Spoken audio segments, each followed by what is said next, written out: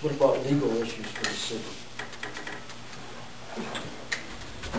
Well, it is up to the Board of Adjustment to make a decision, and if they're, you know, I could get into great details as I have for the past couple of weeks with Scott. Is there undue hardship that's going to be caused to Corn Belt? I don't see it, but there is an exception to the ordinance that allows them to have, you know, the tower. With the Shoddens, I'm not sure what the undue hardship is, but at the same time, it's my understanding they were granted a variance years ago. And based upon that alone, you know, I'm assuming they've made some reliance upon that grant. And that, I just learned of that in the last couple of days from Scott. That they requested years ago of a variance, and they were granted that variance, and it's to the same spot that they've requested before, and they were granted that. And the reason that they're coming back to the council is because they discovered that their boundary changed. It isn't where they thought it was, so they thought that they should come to the council and let you know that. So I think there is a question there whether or not there's been reliance upon Mary Ann and Steve Shodden on whether or not they were relied upon that grant that this Board of Adjustment and the council previously approved. And then with the Ortners, the difference there is they are creating, it's not something that's previously built, and it's not something that somebody else is creating. They are building anew, or bringing in a new home. So they are creating the change, so you know, I'm not sure that that is a permissible or an undue hardship, because it's a hardship that they are creating, if that makes sense. But so in looking at those, and I can tell you this much, Tony, for many years, the Board of Adjustment has been granting variances for people to go wider on their garages, to go longer on their garages. It has been going on for a long time, and previously noted, they just take it on case by case to see what effect it's going to have on maybe the neighbors, or what effect it's going to have on the appearance or the neighborhood, or whether it's going to harm anybody, as you know, which is not really the issue. But also try to keep in mind that they want to promote people to add on and live here. Yeah, that's right. Completely understand, and I think that as we enhance and continue to invest in the community, we'd like our homeowners to do the same. Right, but just so you know, I mean, this variances have been very liberal. They have been liberally granted by the Board of Adjustment with the previous board, and so things haven't really snowballed where there's a whole bunch more now being applied for because of that. It's been liberal, and it's been very liberal. Remained liberal. Now, Aaron and I don't see exactly eye to eye on this, because some have been granted, some have not been granted. You know, 2 in 10 years have been remanded? Have been remanded, yeah, but there's been several that have just been denied by the board. Before they were handed Yeah. to council. Yeah. And maybe it's because I don't hear about those. No, I've never attended a Board of Adjustment meeting, or you know, been involved other than maybe if a question comes up. And usually they'll come up with people who are maybe having an issue that is not even a part of our code.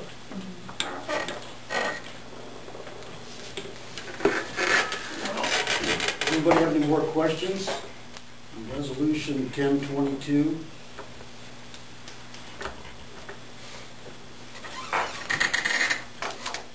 I guess there is one thing that one inconsistency I'd really like to point out. This deals with the ordiners. And this is on page 28. These 28 of the Board of Adjustment Act. And this is is one of the quirks that we have in our code dealing with front yard setback. That the front yard setback of the property is 12 feet, okay? Or the front yard setback is, you go 200 feet on either side of that property, and you measure the front yard setback of each one, and you take that average, okay? So in this case, the neighbors by Ortner's on either side are both 11 feet off that sidewalk, okay? And, you know, consistently around 11 feet. But then as you work your way down a little further to the south or the west and get to Thayer's, they become 22 feet and 22 feet again, which just has the impact of throwing that average higher, okay? So although the neighbors are all at 11 feet, but when you say 11 feet, you know, they would of course have to be at 12, at least that's the minimum. But that just highlights one of those little quirks that if the intent of that average, the averaging, is to keep everybody in line, in this case they would actually be in line even without the average. I guess, you know, that would point it out to you. But that additional setback on the front is what necessitates this variance request on the back. So the original 12 feet or whatever the number was, they would have been within that. It's this average. Okay. So that's the reason it's being pushed back, I guess, or the average is the reason. Because of the average setback, yeah. Sorry, I just want to make sure. So the average is the reason it's pushed back. If it stayed where they originally intended, they would have been fine? Yes. Now but that's our code. It's 12 feet or the average setback, whichever is more restrictive. Okay, so it goes to this 14 foot 8 inches as being more restrictive.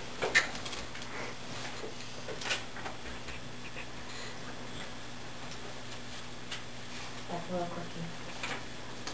Yep. But it is utilized all the time, I would tell you that, Tony.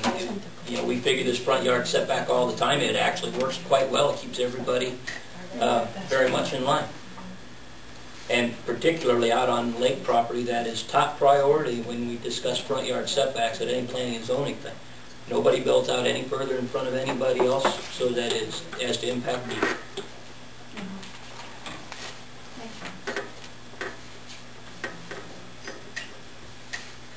Is everybody clear as mud? As it is right now, on the picture that's reflected here, I think they're all in line on the lake side. Is that correct? Is the sidewalk? They are pretty close. Huh? Right. And was that the goal? And that's why they were told to go back and the average worked rather than... And the variance, from what the average is what pushed them back to have to request the variance on the other side, so they could meet that average and stay in line on the lake side. That's my understanding. Right. With the project that they wanted. I mean, the other thing is saying, no, your project needs to be 3 foot shorter. That obviously didn't come up. No. You should have spoke up. Well, you know, I mean, I realize that in hindsight because it actually did affect when we started talking about Schaden's. There was some logic that was used there that because we're giving a variance on a garage on this project, why would we deny this one? So I should have. The important thing to remember is we don't make everybody happy. And it's me. Anyway, is there a motion on resolution 1022? Or we're going to... I'll make it. Is there a second? I'll second it. Roll call. Laney? Yes. Stankin? Yes. Schrader? Yes. Coleman? Carries. Okay. Resolution 1023. We're going to go into some more conversation. I'll make a motion to approve resolution 1023. I'll second. Roll call. Laney? Yes. Schrader? Yes. Stankin? Yes. Huss? No. Coleman? Okay, resolution carries.